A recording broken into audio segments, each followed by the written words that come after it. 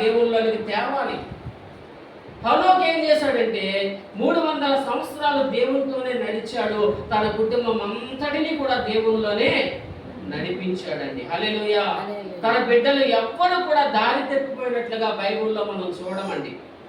ఎంతమంది బిడ్డలను కన్నాడో వారందరినీ కూడా అతడు దేవునిలోనే పెంచాడు. దేవునికి స్తోత్రం. హల్లెలూయా. మనకి ఎంతమంది బిడ్డలు ఉన్నారనేది ప్రాముఖ్యం కాదు, కానీ దేవుడు మనకిచ్చినటువంటి బిడ్డలని మనం ఎంతగా దేవుని కొరకు పెంచుతున్నాం, ఎంతగా మనం దేవునిలో వారి జీవితాలను కడుతున్నాం అనేటటువంటిది చాలా ప్రాముఖ్యమైన విషయం. దేవునికి స్తోత్రం.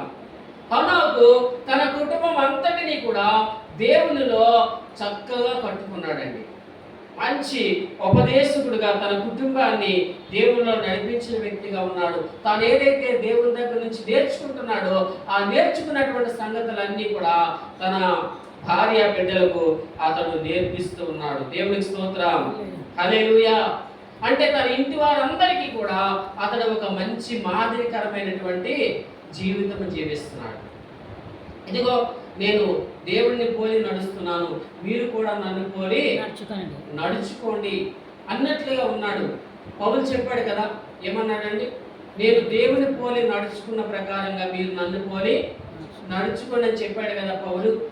ఇక్కడ హనోకు కూడా అచ్చంగా అతడు దేవుని పోలి నడుస్తున్నాడు, తన కుటుంబాన్ని కూడా దేవుని పోలికలోనే నడిపిస్తున్నాడు. హల్లెలూయా.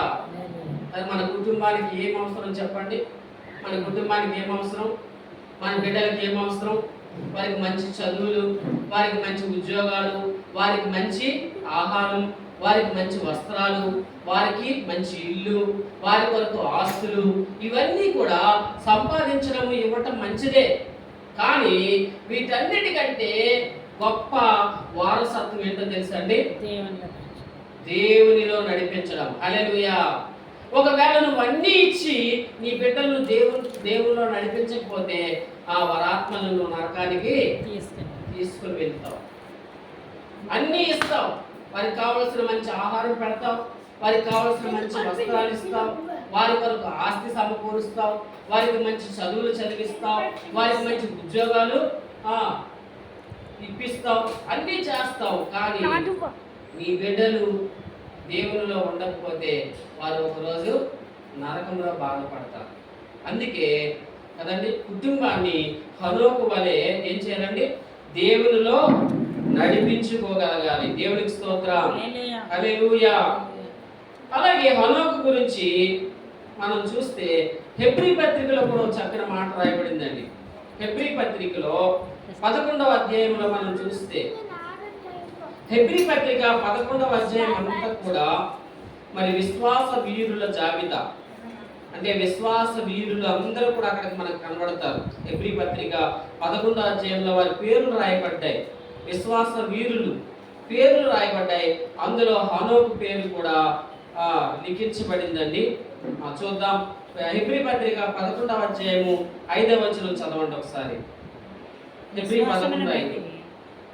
విశ్వాసమును బట్టి హనోకు మరణము చూడకుండునట్లు కొనుకోబడెను. అతడు కొనుకోబడక మునుపు దేవునికి ఇష్టుడై ఉండేనని సాక్ష్యము పొందెను. హల్లెలూయా. చూడండి,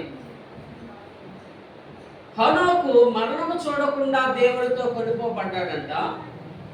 అయితే అతడు కొనుకోబడిన దినము వరకు కూడా దేవునికి ఇష్టుడై ఉండేనని సాక్ష్యము పొందాడంట. ఏం సాక్ష్యం పొందాడండి హనోకు? దేవునికి ఇష్టుడు. హల్లెలూయా. ఎంత మంచి మాట, ఎంత గొప్ప మాట అంటే ఇది. దేవునికి ఇష్టుడని సాక్ష్యం పొందాడంట హనోకు. దేవునికి ఇష్టలుగా మనం ఉండాలి. ఎలా ఉండాలండి? దేవునికి ఇష్టలుగా ఉండాలి, కానీ దేవునికి కష్టం కలిగించే వారిగా ఉండకూడదు, దేవునికి బాధలు కలిగించే వారిగా ఉండకూడదు కదండి. దేవునికి మరలా గాయాలు రేపేవారిగా మనం ఉండకూడదు, దేవునికి మరలా సిలువ వేసేవారిగా మనం ఉండకూడదు. ఆయన ఒకసారి సిలువ వేయబడ్డాడు మన కోసం, కానీ మనం ఎన్నోసార్లు మనము చేసినటువంటి తప్పిదాలను బట్టి మరలా ప్రభువుని సిలువ వేస్తూనే ఉన్నాం. ఆయన గాయాలు రేపుతూనే ఉన్నాం, ఆయనను మనం ఇబ్బంది పెడుతూనే ఉన్నాం, ఆయనను మనం బాధ పెడుతూనే ఉన్నాం, ఆయనను మనం కష్టపెడుతూనే ఉన్నాం. కానీ దేవుని వాక్యం చెప్తుంది ఆయనను ఆయనకి ఇష్టము పుట్టించే వారిగా మనం ఉండాలి. హల్లెలూయా. హనోకు ఏ విధంగా ఉన్నాడు చెప్పండి? దేవునికి ఇష్టమైన వ్యక్తిగా ఉన్నాడు. దేవునికి ఇష్టడని సాక్ష్యం పొందాడు. నిజంగా దేవుడు మన గురించి అటువంటి సాక్ష్యం ఇవ్వగలడా? ఫలానా వ్యక్తి నాకు ఇష్టాన్ని కలిగించింది, తను బ్రతికినంత కాలం కూడా నాకు ఇష్టరాలుగా ఉంది, నాకు ఇష్టడిగా ఉన్నాడని దేవుడు మనల గురించి అలాంటి సాక్ష్యం ఇవ్వగలడండి? నిజంగా అంత గుండె మీద చేసుకొని అంత ధైర్యంగా మనం చెప్పగలమా? నేను దేవునికి ఇష్టడిగా బ్రతుకుతున్నాను, నేను దేవునికి ఇష్టరాలుగా బ్రతుకుతున్నాను, ఏ విషయంలో కూడా నేను దేవునికి బాధ పెట్టట్లేదు, ఏ విషయంలో కూడా నేను దేవుణ్ణి అవమానపరచట్లేదని మనము గుండె మీద చేసుకొని చెప్పగలిగినంత ధైర్యం మనకు ఉందా?